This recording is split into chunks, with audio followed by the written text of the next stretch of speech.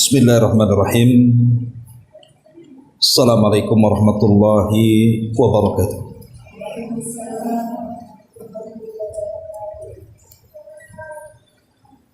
Alhamdulillah wassalatu wassalamu ala Rasulillah wa ala alihi wa sahbihi wa mawalah wa la hawla wa la quwata illa billahi wa ba'd.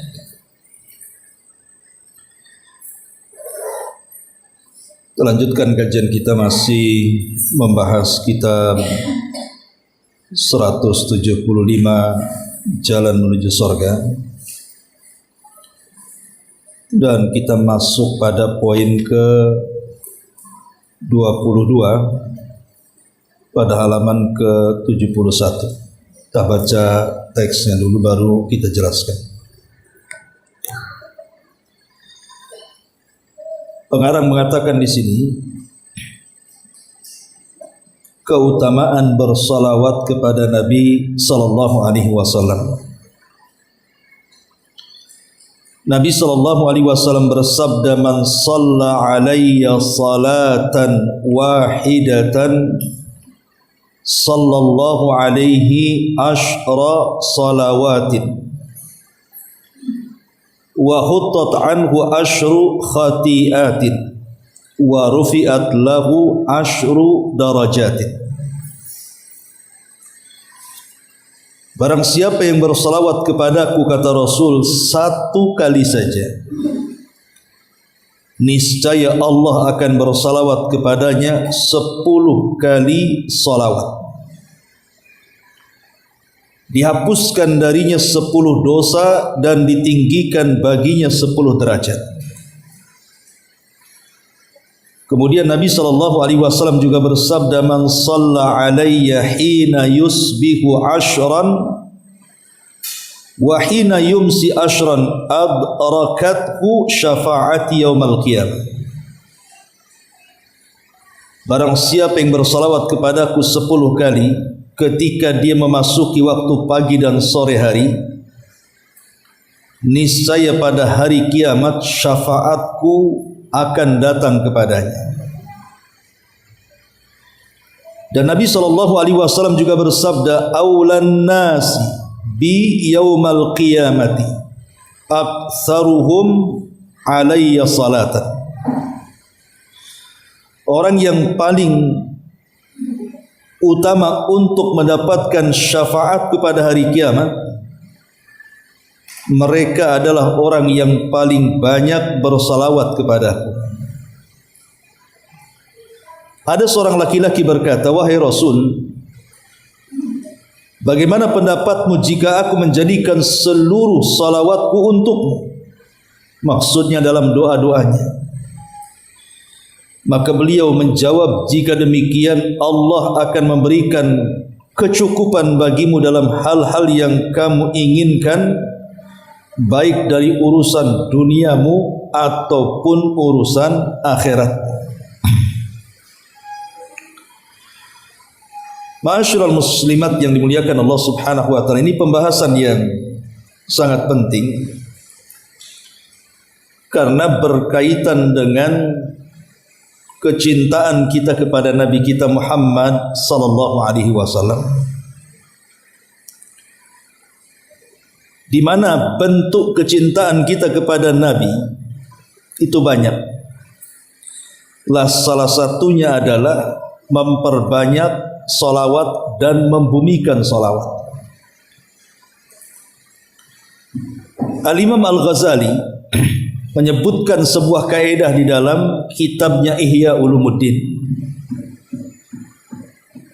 Beliau mengatakan, "Man ahabba syai'an aktsar min dzikrihi." Barang siapa yang mencintai sesuatu, maka pasti dia akan banyak menyebut-nyebut sesuatu itu. Maknanya kalau kita mencintai Nabi sallallahu alaihi wasallam, maka sudah barang tentu kita harus banyak menyebut-nyebut namanya, alias bersalawat kepadanya. Samalah dengan ibu. Ibu sangat cinta dengan suami.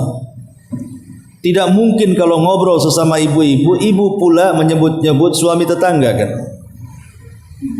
Bisa marah kalau kedengaran suami. Pasti yang ibu sebut adalah suami sendiri.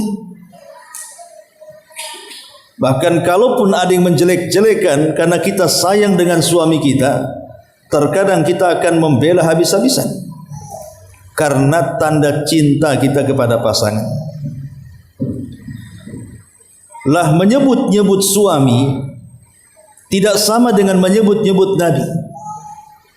Karena menyebut-nyebut Nabi itu harus jauh lebih banyak, harus jauh lebih sering, harus jauh lebih memuji lagi dibandingkan suami ibu. Kenapa? Karena cinta kepada Rasul harus diutamakan dibandingkan manusia yang lain yang ibu cintai. Dan itu berdasarkan hadis Nabi SAW, la yu'minu ahadukum hatta akuna ahabba ilaihi min walidihi wan nasi ajmain. Tidak sempurna iman seseorang sampai aku lebih dicintai, kata Rasul, dibandingkan anaknya, orang tuanya, bahkan manusia-manusia lainnya yang dicintainya. Silahkan menyebut orang yang ibu cintai, tetapi jangan kemudian melupakan Nabi SAW.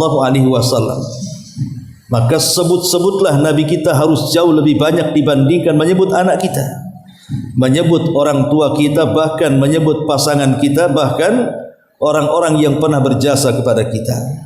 Karena jasa Rasul itu jauh lebih besar dibandingkan jasa-jasa orang itu. Bagaimana tidak besar? Kalau bukan karena Allah Subhanahu wa taala kemudian nabi kita tidak mungkin mengenal siapa Rabb kita. Kalau bukan karena Allah kemudian nabi kita tidak mungkin mampu cara menyembah Tuhan kita. Bahkan boleh jadi kita tidak kenal salat, kita tidak kenal puasa, tidak kenal zakat, tidak kenal umrah, tidak kenal haji, bahkan tidak mungkin juga hadir di majelis ini. Makanya dari situlah sudah sepantasnya seorang muslim atau muslimah itu memperbanyak salawat, bentuk berterima kasih kita kepada Nabi. Bagaimana caranya coba berterima kasih kepada Nabi? Nabi sudah tidak ada. Kalau kita hidup di zaman para sahabat Nabi SAW, bisalah kita membela Nabi dengan badan kita, dengan jiwa kita, dengan harta kita, karena Nabinya masih hidup. Seperti yang dilakukan para sahabat-sahabat Nabi di zaman itu. Masalahnya Nabi SAW sudah jauh 14 abad meninggalkan kita. Lalu bagaimana caranya kita berterima kasih kepada Nabi SAW akan jasanya yang menyelamatkan dunia kita dan akhirat kita? Lah salah satu berterima kasih itu maksudnya dengan memperbanyak bersolawat. Makanya pembahasan ini penting untuk dibahas. Apa itu makna salawat? Kemudian apa saja keutamaan salawat, dan apa hikmah di balik orang yang bersalawat itu? Ma'asyiral muslimat yang dimuliakan Allah Subhanahu wa taala. Dan di sini kita jelaskan yang di buku ini dulu, baru kita bentangkan kepada pembahasan lainnya. Di sini Nabi SAW mengatakan, man shalla alayya salatan wahidatan sallallahu alaihi asyra salawatin wa khuttat anhu asyru khati'atin wa rufi'at lahu asyru darajatin. Lihat bagaimana keistimewaan salawat. Ketika kita bersalawat kepada Nabi SAW dengan menyebut Allahumma salli ala Muhammad, maka kita akan mendapatkan 3 keutamaan besar. 1 amalan, 3 keutamaan. Amalannya cuma 1, bersalawat saja, sekali saja kepada Nabi SAW. Tapi lihat, Allah berikan 3 pahala dan 3 keutamaan. Yang pertama, sallallahu alaihi asyra salawatin. Maka Allah Subhanahu wa taala akan bersalawat kepada kita 10 kali salawat berbanding dengan satu salawat yang kita berikan kepada Nabi. Maksud salawat Allah kepada kita apa, Bu? Maksudnya pujian Allah di hadapan para malaikat yang ada di langit sana. Jadi kalau ibu bersalawat satu kali saja kepada Rasul, berarti ibu akan disebut 10 kali oleh Allah Subhanahu wa taala di hadapan para malaikat yang ada di langit.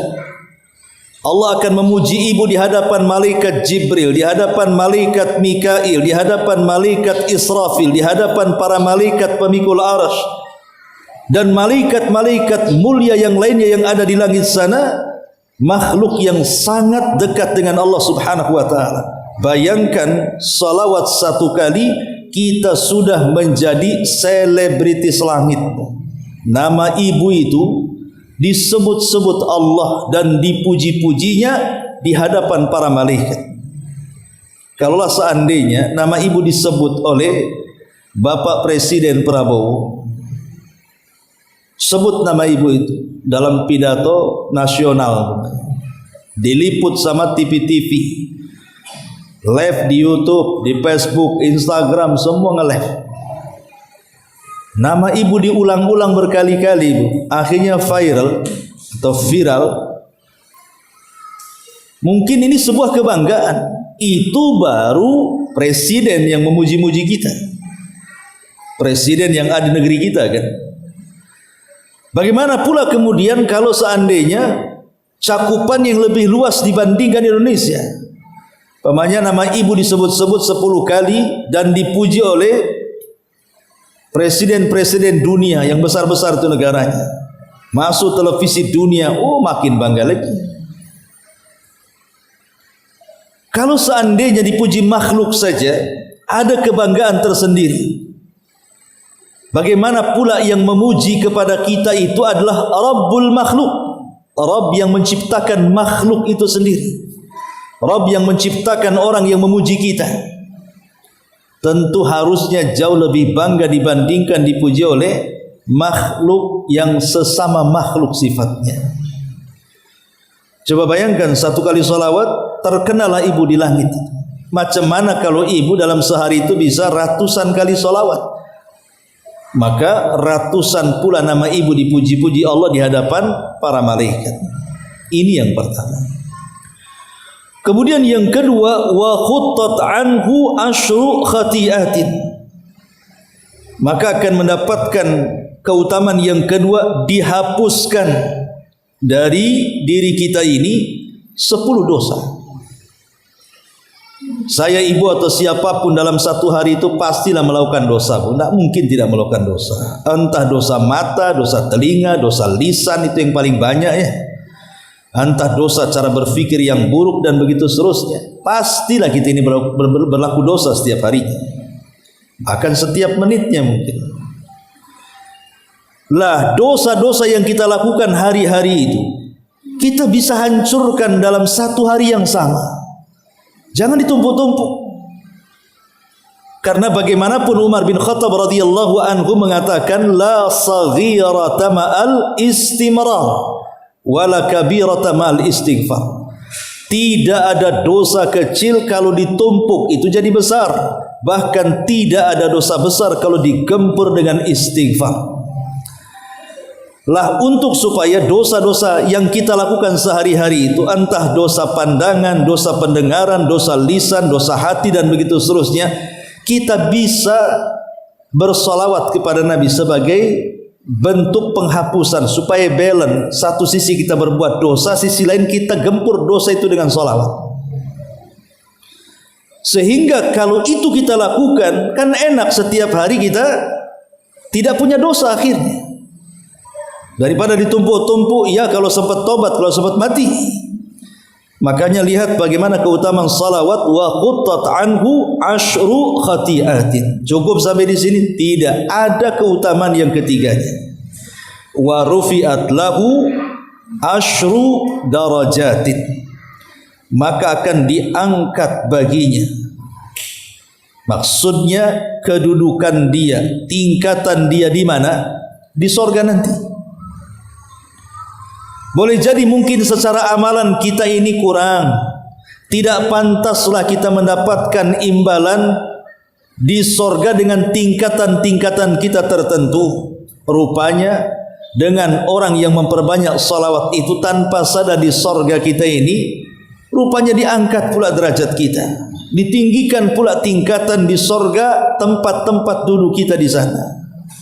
Padahal mungkin sedekahnya kurang, tahajudnya kurang, puasanya, maksudnya puasa sunnahnya kurang, baca Qurannya kurang, dan ibadah-ibadah yang lain kurang, tapi bisa terangkat dengan salawat. Lihat bagaimana keajaiban salawat di sini. Kita akan menjadi selebritis langit, dosa-dosa kita pula akan diampuni, tempat kita di sorga pula diangkat. Ini yang pertama. Yang kedua, Nabi SAW mengatakan, "Man shalla alayya hina yusbi ashran wa hina yumsi ashran adrakathu syafa'ati yaumal qiyamah." Dan dalam riwayat, "Aulan nas bi yaumal qiyamati aktsaruhum alayya salatan." Barang siapa yang bersolawat kepadaku, kata Rasul, berapa kali? 10 kali. Kapan? Di waktu pagi. Saya kira Bu, ibu bersolawat di pagi hari 10 kali, enggak mungkinlah berjam-jam tuh. Paling 5 menit selesai. Allahumma salli ala Muhammad, Allahumma salli ala Muhammad, Allahumma salli ala Muhammad, Allahumma salli ala Muhammad, Allahumma salli ala Muhammad, Allahumma salli ala Muhammad, Allahumma salli ala Muhammad, Allahumma salli ala Muhammad, Allahumma salli ala Muhammad, Allahumma salli ala Muhammad. Tuh belum ada bergerak tuh dari 18 tuh. Tak sampai 1 menit pun. Ya. 10 kali tidak sampai 1 menit tuh, bayangkan. Kapan itu? Di pagi hari. Kemudian ditambah wahina yumsi ashran, dan juga ditambah nanti kalau datang sore hari baca lagi 10 kali. Cuman 2 menit kau dikumpulkan itu. 1 menit di pagi, 1 menit di sore hari.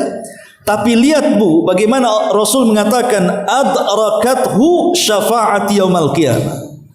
Maka syafaatku kelak pada hari kiamat akan datang kepadanya. Di akhirat itu yang bisa menyelamatkan kita adalah amalan kita. Tetapi amalan juga, kan tidak mungkin ibu beramal itu 100% kebaikan. Pasti di tengah-tengah amalan yang kita bawa menghadap Allah itu pasti ada dosanya juga lah. Tidak mungkin catatan itu putih semua, pasti ada hitamnya. Sehingga walaupun kita ini banyak melakukan amalan, anggaplah seandainya dia tidak pernah melakukan dosa, dia beramal saleh terus di dunia. Ketika dia menghadap Allah Subhanahu wa taala, tidak lantas kemudian dia selamat dari itu. Kalau tidak ada 2 perkara. Pertama syafaat, dan yang kedua rahmat. Karena di akhirat itu yang menyelamatkan kita 2 ini. Pertama syafaat. Syafaat Nabi kita Muhammad sallallahu alaihi wasallam, dan syafaat-syafaat yang lain. Kalau memang sudah habis, tidak ada syafaat lagi, sementara dia masih punya iman walaupun sebiji darah, dan dia juga termasuk penghuni sorga, maka turunlah rahmat kasih sayang Allah Subhanahu wa taala. Tidak dapat syafaat, dapat rahmat. Lah orang-orang yang banyak bersalawat kepada Nabi sallallahu alaihi wasallam, maka Rasul sallallahu alaihi wasallam menjamin keselamatan kita di akhirat dengan cara apa? Akan mengirimkan syafaat dia kepada kita. Artinya ada jaminan keselamatan di sini. Makanya wajar kalau Rasul mengatakan aulan nas bi yaumal qiyamati aktsaruhum alayya salatan. Orang yang paling utama untuk mendapatkan syafaat kepada hari kiamat adalah orang yang paling banyak bersalawat kepada aku, kata Nabi. Cukup ibu salawat di pagi hari 1 menit 10 kali, cukup ibu bersalawat di sore hari 1 menit 10 kali, sudah ada jaminan selamat dari Nabi. Akan memberikan syafaatnya pada hari kiamat. Subhanallah, ya. Masyarul muslimat, makanya di sini ketika ada seorang laki-laki bertanya, wahai Rasul, bagaimana pendapatmu jika aku menjadikan seluruh salawatku untukmu dalam doa-doaku? Beliau menjawab, jika demikian Allah akan memberikan kecukupan bagimu dalam hal-hal yang kamu inginkan, baik urusan duniamu maupun urusan akhiratmu. Allah berikan dua kebahagiaan dunia dan kebahagiaan akhirat. Subhanallah, ini keajaiban bersalawat. Tapi kita akan kembangkan. Lalu apa sih makna daripada salawat itu? Kalau ibu membaca Al-Quran tepat di surah Al-Ahzab ayat ke-56, Al-Ahzab ayat 56, Allah Subhanahu wa taala berfirman, innallaha wa malaikatahu yusalluna 'alan nabi ya ayyuhalladzina amanu sallu 'alaihi wa sallimu taslima. Sesungguhnya Allah dan para malaikatnya mereka bersalawat untuk nabinya. Wahai orang-orang yang beriman, bersalawatlah kalian untuk nabi kalian dan ucapkanlah salam keselamatan untuk nabi kalian.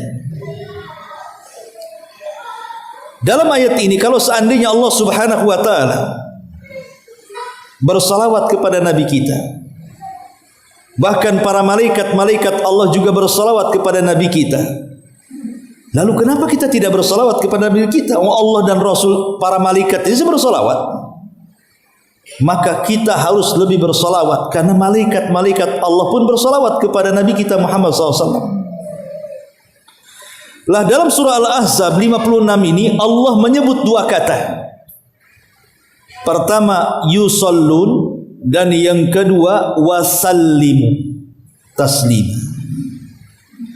Apa dua kata ini? Pertama yusallun, bersalawat. Yang kedua wasallimu, mengucapkan salam. Jadi ada salawat, ada salam.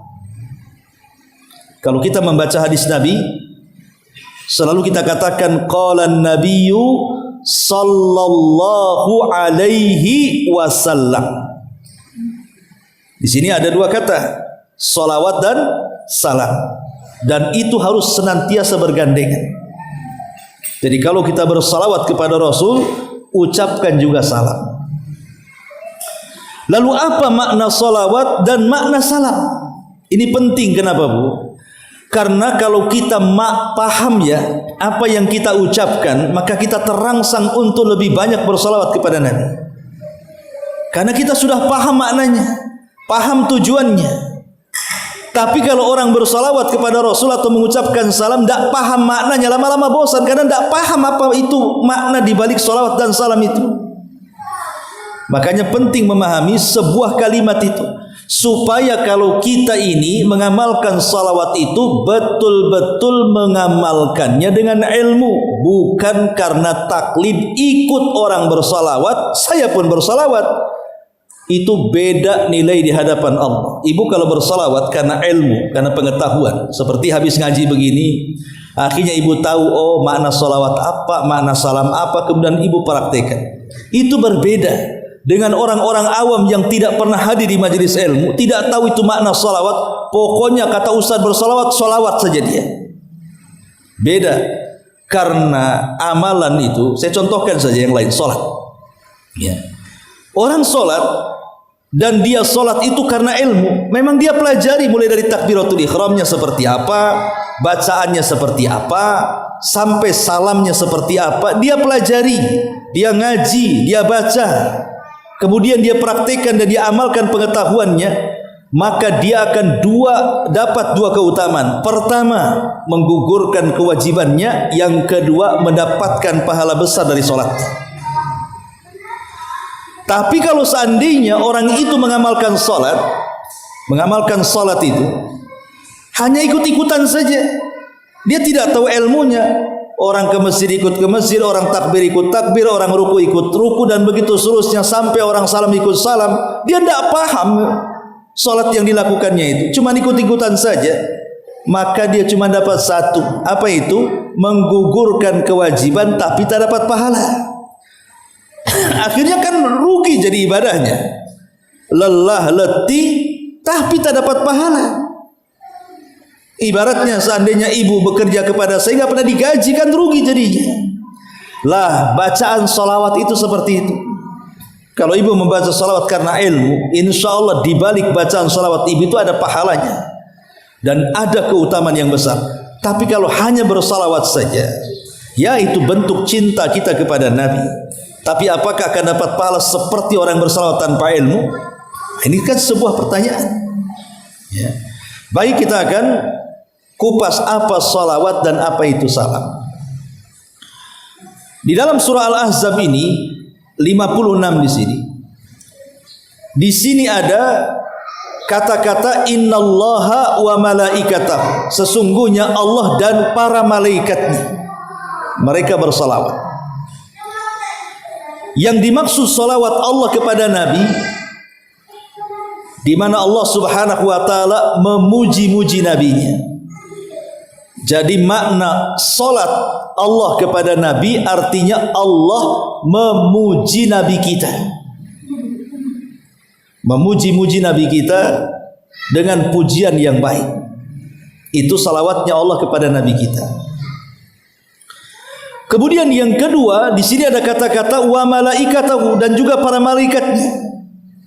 Lah salawatnya para malaikat kepada Nabi kita itu dengan mendoakan dua perkara. Pertama keberkahan, yang kedua istighfar, memintakan ampun akan dosa Nabi kita. Jadi para malaikat kalau bersalawat kepada Nabi artinya malaikat mendoakan berkah dan malaikat mendoakan ampunan kepada Nabi. Tapi salawatnya kita kepada Rasul itu beda maknanya. Jadi kalau ibu mengatakan Allahumma salli ala Muhammad, Allahumma salli ala Muhammad, artinya ibu mengangkat kedua tangan ke langit dan mengatakan ya Rabb, berikan pujian kepada Nabi kami, berikan pujian kepada Rasul kami Muhammad sallallahu alaihi wasallam di hadapan makhlukmu yang ada di langit sana.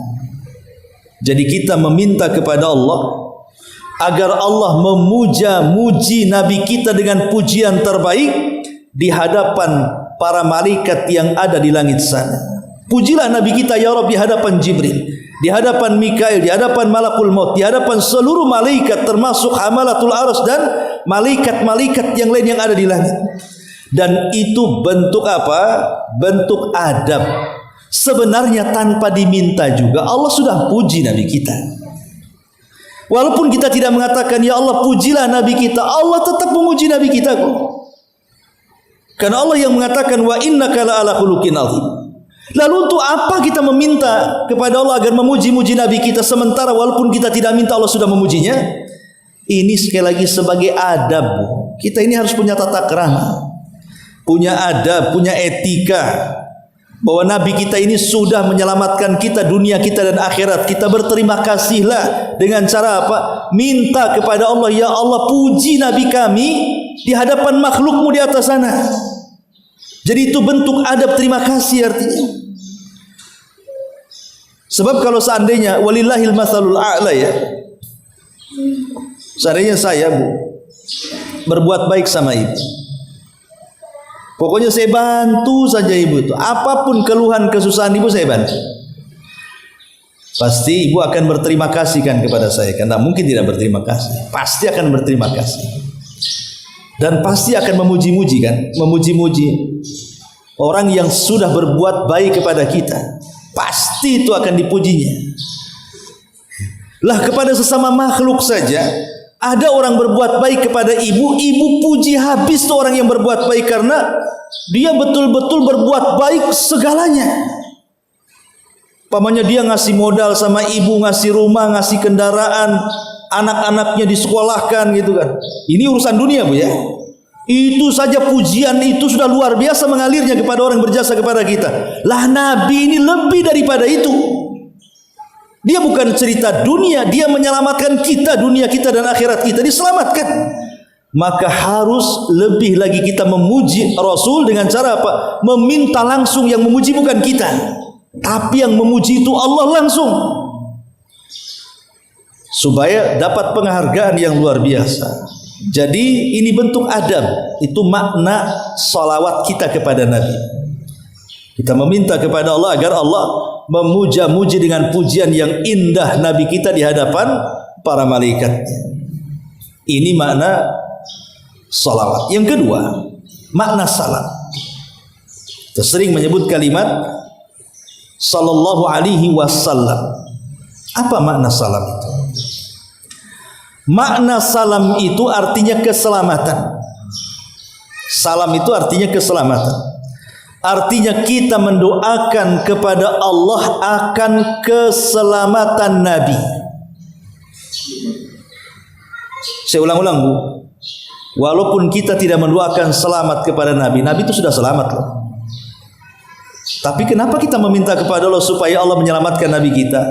Ini bentuk adab, bentuk etika, terima kasihnya kita kepada Nabi. Kita meminta kepada Allah selamatkan Nabi kita. Dari apa? Dari 3 perkara. Pertama, selamatkan Nabi kita jasadnya. Semasa hidup di zaman para sahabat mungkin kita bisa membantu Nabi. Jasadnya kita bisa bantu. Seperti yang dilakukan para sahabat melindungi Rasul dalam peperangan. Membela Rasul kalau dihina, kalau dicaci, kalau dimaki, kalau disakiti. Itu semasa hidup Nabi. Sahabat membela Nabi dengan fisiknya. Tapi Nabi kan sudah meninggal. Lalu apa yang diselamatkan dari fisik Nabi? Yang diselamatkan dari fisik Nabi adalah minta kepada Allah dengan ucapan salam itu, agar jangan sampai ada yang kurang ngajar dengan jasad Nabi. Entah mencuri jasadnya, entah kemudian merusak jasadnya, entah menghina jasadnya. Karena jasad Nabi itu tidak akan disentuh tanah. Artinya kalau Allah takdirkan kita gali kuburan Nabi, maka jasad Nabi itu persis sebagaimana matinya. Tanah telah Allah haramkan untuk memakan jasad para Nabi. Kalau jasad kita tidak, pasti jadi santapan cacing tanah lah kalau jasad kita. Boleh jadi tinggal tulang belulang, bahkan mungkin hancur tulang-tulang itu, hanya tinggal tulang ekornya. Tapi semua jasad para Nabi, Allah katakan kepada tanah, jangan sentuh jasad itu. Makanya Rasul mengatakan, innallaha harrama 'alal ardi an ta'kula ajjasal anbiya. Sesungguhnya Allah haramkan kepada bumi untuk memakan jasad-jasadnya para nabi. Ma'asyiral muslimat yang dimuliakan Allah Subhanahu wa taala. Jadi ini yang pertama, mendoakan selamat. Jangan sampai jasad nabi kita dihinakan. Karena begini, ada beberapa sejarah yang itu dicatat oleh para ulama tentang upaya dan usaha terencana untuk mencuri jasad Rasul dan menghinakan. Dan itu terjadi beberapa kali. Pertama, terjadi pada abad 5 Hijriah. Jadi ada percobaan untuk mencuri jasad Nabi SAW yang dikubur di Masjid Nabawi itu pada abad ke-5 Hijriah itu.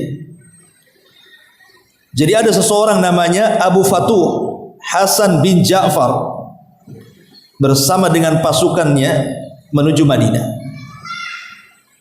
Ya tentu niatnya jahat untuk mencuri jasad Nabi sallallahu alaihi wa ala alihi wasallam. Bahkan lebih daripada itu, bukan hanya jasad Nabi, bahkan akan mencuri jasad kedua sahabat yang dikubur sama-sama di samping Nabi, Abu Bakar dan Umar. Kemudian mereka berencana untuk membawa ke Mesir. Ini terjadi pada abad ke-5 Hijriah. Tetapi Allah Subhanahu wa taala sudah berfirman dalam Al-Qur'an, wallahu ya'simuka minan nas, bahwa Allah pasti akan menjaga engkau wahai Muhammad dari tipu daya manusia. Allah tahu.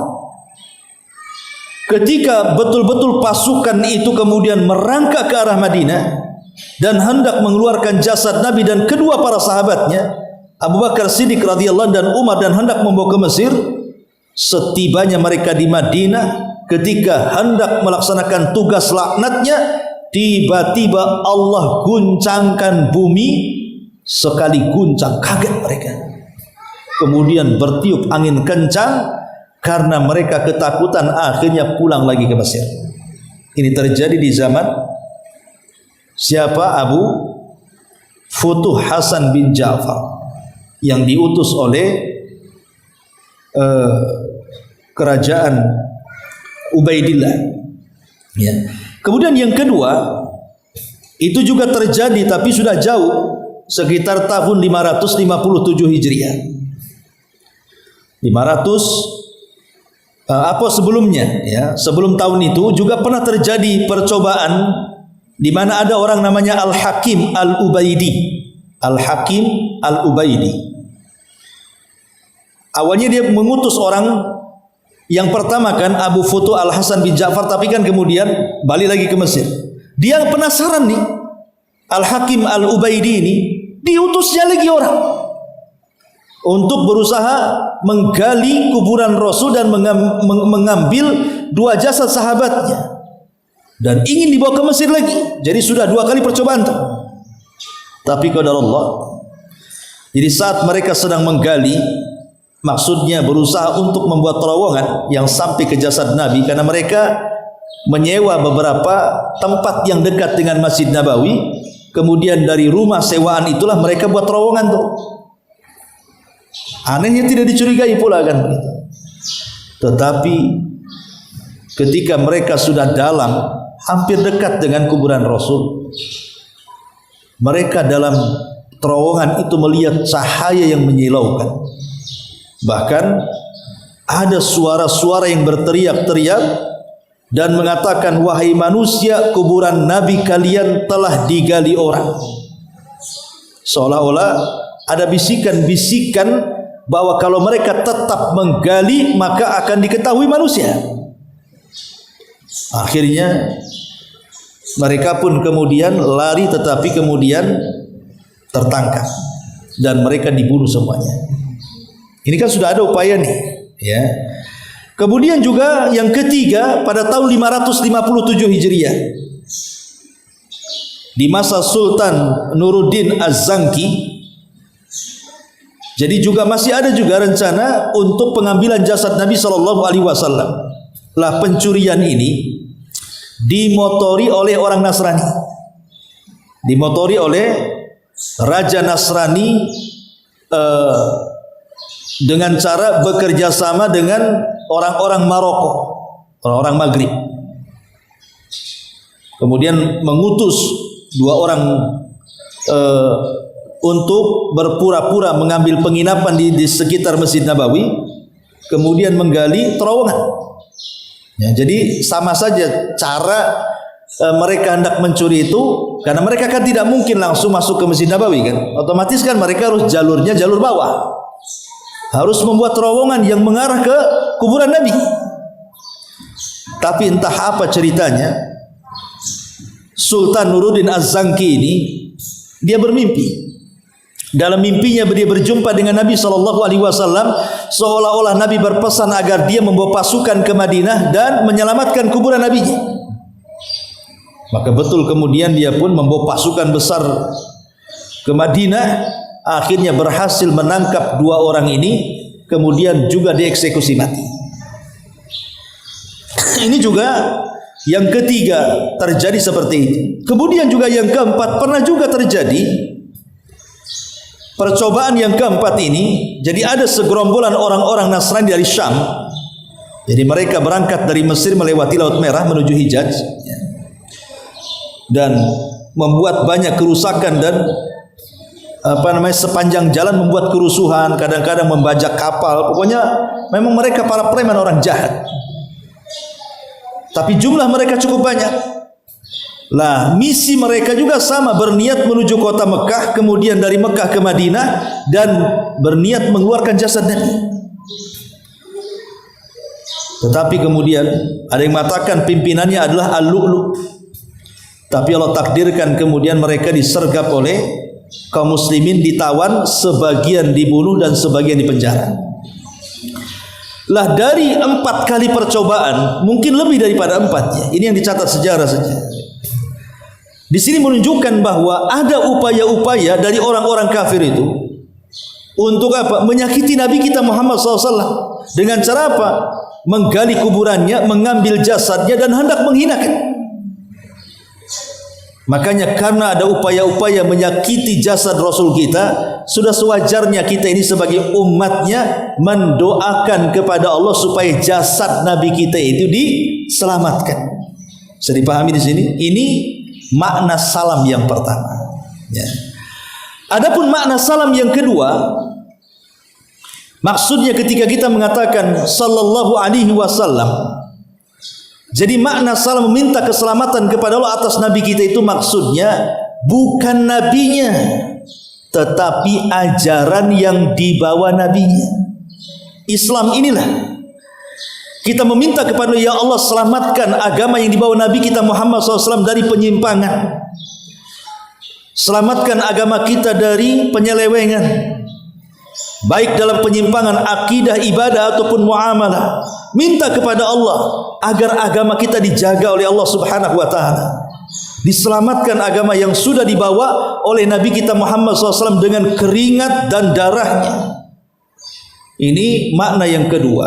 Atau makna yang ketiga, salam itu artinya meminta kepada Allah agar Allah menyelamatkan Nabi kita. Kapan? Bukan di dunia, tapi kelak di akhirat. Saya ulang-ulang dari awal, tanpa meminta keselamatan kepada Allah akan Nabi kita itu pasti selamat di akhirat. Gimana tidak selamat? Di dunia saja dosanya diampuni, yang sedang, yang telah, yang akan datang, ya secara otomatis di akhirat selamatlah. Dia yang menyelamatkan kita, bukan kita menyelamatkan dia. Rasul yang menyelamatkan kita dengan syafaatnya. Bahkan apabila kita ini meniti titian siratal mustaqim itu, Nabi sudah ada di ujung, kemudian melihat satu persatu umatnya yang nyebrang, kemudian mengatakan Allahumma salim salim, ya Allah selamatkan orang itu, ya Allah selamatkan. Nabi yang ngomong begitu. Tapi saya katakan dalam bentuk adab, etika, tetap kita mendoakan keselamatan. Etika, berterima kasih kita kepada Nabi SAW. Lah itu makna daripada salawat dan salam. Ya. Dari sini kita sudah paham apa itu makna salawat dan salam. Berarti makna salawat dan salam kita meminta kepada Allah agar Allah memuji Nabi kita di hadapan makhluknya di atas sana, kemudian mendoakan keselamatan, selamat jasadnya agar tidak dihinakan manusia, minta kepada Allah diselamatkan syariat yang dibawanya, dan minta kepada agar Rasul diselamatkan kelak di akhirat bersama umatnya. Ini makna salawat. Kemudian pembahasan yang ketiga tentu kita kembangkan sedikit tentang salawat kepada Nabi SAW. Masyarul muslimat yang dimuliakan Allah Subhanahu wa taala. Ada beberapa faedah yang kalau seandainya kita ini mengucapkan salawat, maka kita akan mendapatkan faedah-faedah tadi. Pertama, kita bersalawat itu karena perintah. Jadi saya ibu bersalawat itu karena perintah. Siapa yang merintahkan? Allah yang perintahkan, dan juga Nabi SAW yang perintahkan. Jadi kalau kita bersalawat berarti kita sudah melaksanakan perintah Allah dan Rasulnya. Dan ingat, di balik pelaksanaan perintah itu ada kebaikan. Ini yang pertama. Yang kedua, jadi ketika kita ini bersalawat kepada Nabi SAW, husulu asyri salawati minallah. Tadi saya dijelaskan di muqaddimah, kita akan mendapatkan pujian dari Allah 10 kali lipat dari salawat kita kepada Nabi SAW 1 kali. dan ini menjadikan kita terkenal di langit. Kemudian yang ketiga, annaha sababun li syafaati. Dengan memperbanyak salawat itu, ini sebab akan mendapatkan syafaat Nabi minimalnya 10 kali di pagi hari, 10 kali di sore hari. Kemudian yang keempat, annaha sababun li kifayatil abdi. Bahwa salawat ini sebagai sebab Allah akan mencukupkan hamba-hambanya. Kita akan dicukupkan hidup kita ini. Bahkan lebih daripada itu akan dihilangkan gundah deritanya, kesetresannya, kebingungannya, kesedihannya. Maka dengan memperbanyak salawat itu semua lambat laun akan teruraikan. Hilang lama-lama itu stres, bingung, ya gundah, sedih dan begitu seterusnya. Karena ada hadis yang disebutkan ketika ada seorang sahabat namanya Ka'ab, Ubay ibn Ka'ab radhiyallahu anhu. Jadi Ubay ibn Ka'ab ini seorang sahabat yang satu-satu namanya disebut oleh Allah Subhanahu wa taala karena kecintaan Ubay ini kepada Al-Qur'an. Jadi disebutkan dalam hadis Ubay ibn Ka'ab radhiyallahu anhu ini, Ubay mengatakan ketika bicara tentang manfaat syafaat kepada Rasul, manfaat salawat kepada Nabi sallallahu alaihi wasallam. Apa kata Nabi sallallahu alaihi wasallam? Idzan tukhfa hammuk wa yughfaru laka dzambuk. Dengan banyaknya salawat engkau kepada Rasul wahai Ubay, apa kata Rasul? Maka jika demikian pasti dicukupkan kebutuhanmu dan seluruh penderitaanmu akan dihilangkan, bahkan lebih daripada itu akan diampuni dosa-dosamu. Lihat bagaimana di sini Nabi SAW mengatakan kepada Ubay ibn Ka'ab bahwa ketika dia banyak bersalawat itu, maka seluruh kebingungannya, stresnya itu pasti akan hilang. Dan ibu harus yakin. Coba kalau ibu lagi stres, saya nggak mendoakan ibu stres ya. Artinya pastilah ibu mengalami stres kan gitu ya. Stres itu bukan gila, hilang akal, telanjang lari, bukan. Mungkin karena banyak utang stres kan itu ya, perlakuan suami stres, tengok anak-anak stres, dompet kosong stres kan itu ya. Namanya stres macam-macam gitu ya. Orang hidup itu pasti stres ya. Lah di tengah-tengah stres itu coba ibu biasakan bersolawat. Itu pasti hilang. Ibu harus yakin dengan hadis ini. Kenapa ibu tidak yakin? Karena ibu tidak pernah mengamalkannya sih masalahnya. Coba diamalkan. Kalau ibu sudah mengamalkan dengan penuh keyakinan, ibu baru merasakan. Tapi kalau tidak pernah mengamalkan ya, mana ada stres bisa hilang dengan sholawat. Stres itu bisa hilang dengan uang ditaruh di jidat Ustaz, 1 M, hilang stresnya katanya. Iya, uang itu hilang, stres lagi kan? Karena uang itu uang palsu, dicetak di mana itu? Di kampus mana? Kan itu. Ma'asyiral muslimin wal muslimat rahimani wa rahimakumullah. Jadi dari sini kita tahu bahwa di antara faedah salawat itu bisa menghilangkan. Ibu harus yakin. Caranya apa? Amalkan. Kalau tidak diamalkan susah untuk yakin. Ini juga di antara faedah. Kemudian juga di antara faedahnya yang kelima, annaha tarmi bi sahibiha ala tariqil jannah. Dan yang paling utama, bisa mengarahkan orang yang banyak salawat ini menuju jalan ke surga. Karena sudah mengamalkan kecintaan kita kepada Nabi. Dan ketika kita bersalawat kepada Nabi, artinya kita menjalankan syariat Nabi. Dan menjalankan syariat itu ya salah satunya jalan menuju surga. Dan yang keenam, sababun liibqaillahi ta'ala ats-tsana'il hasan wal barakati lil musalli. Sebab Allah akan terus memuji dengan pujian yang baik kepada kita dan akan menghantarkan keberkahannya bagi orang-orang yang terus berselawat kepada Nabi sallallahu alaihi wasallam. Dan banyak lagi Bu ya, kalau kita cerita keutamaan salawat ini sebenarnya saya sudah tulis sekitar 100 lebih ya. 103 ya, tentang keutamaan salawat, tapi juga waktu. Kita langsung singkat saja. Di mana tempat-tempat kita bersalawat? Ya, pertama saat ibu sedang sholat, ketika ibu sedang tasyahud, di situ kan kita bersalawat tuh. Ya, baik tasyahud, sholat tasyahud pada sholat sunnah atau tasyahud pada sholat wajib, disitulah disyariatkan salawat, dan itulah salawat terbaik secara lafaz, salawat Ibrahimiyah. Yang kedua, ketika salat jenazah pada takbir yang kedua. Takbir pertama baca Fatihah, takbir kedua baca salawat. Kemudian yang ketiga, saat ibu berzikir.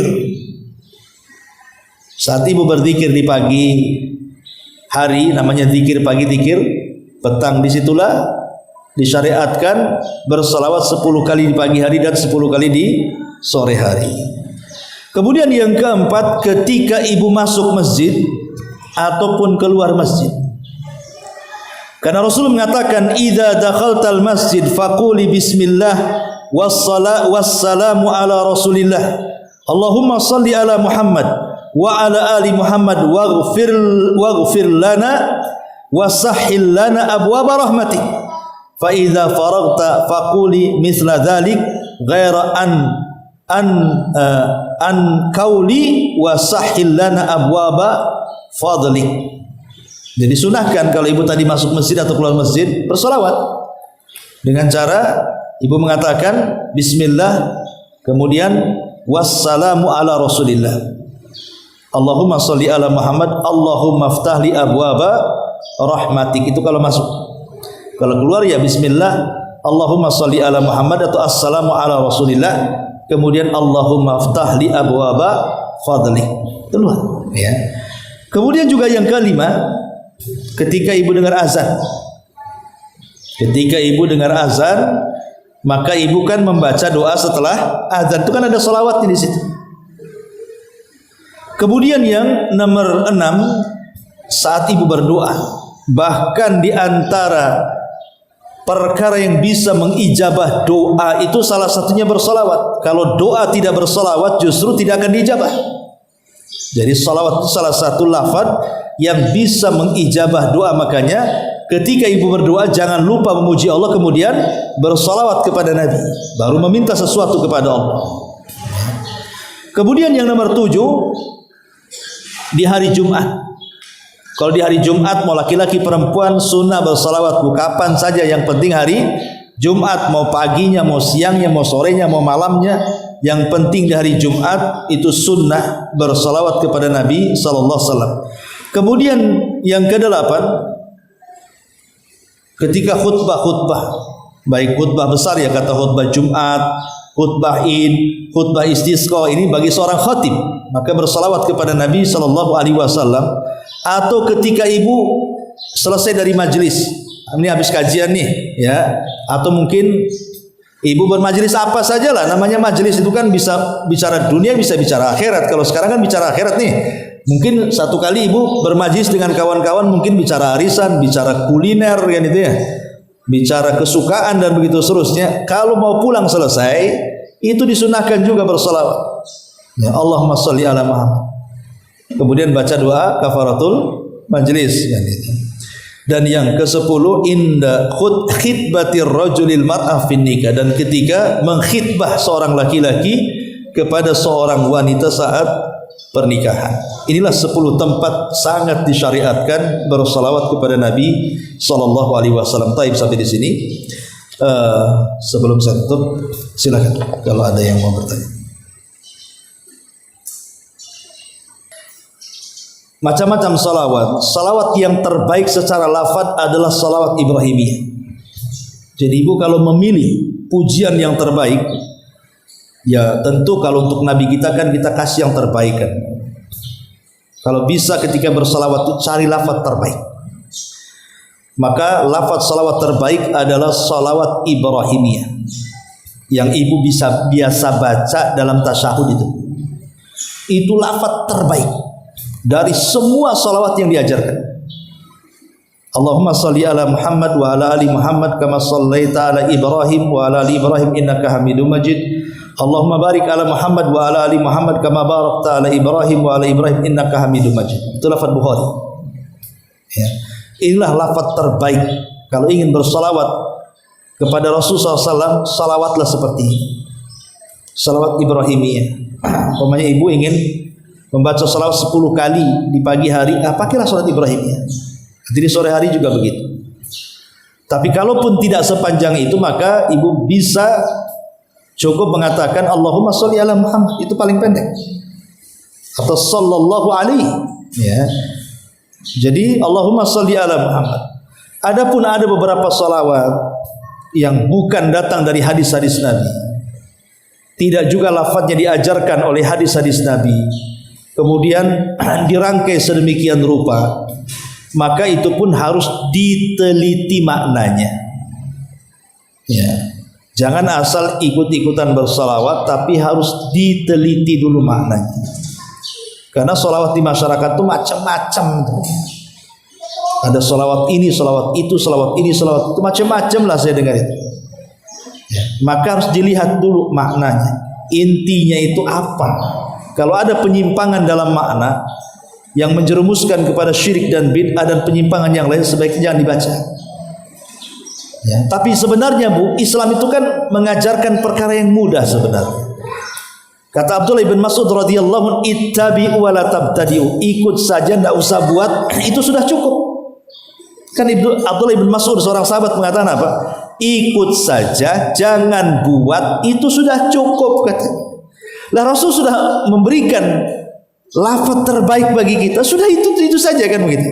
Anehnya kita ini, lafaz terbaik kita tinggalkan, lafaz yang dibuat manusia itu pula yang dilakukan. Kan aneh Bu ya kan? Ya.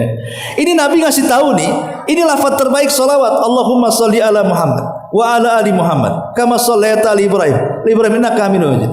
Ini hanya dibaca ketika salat saja, di luar salat itu tidak mau baca.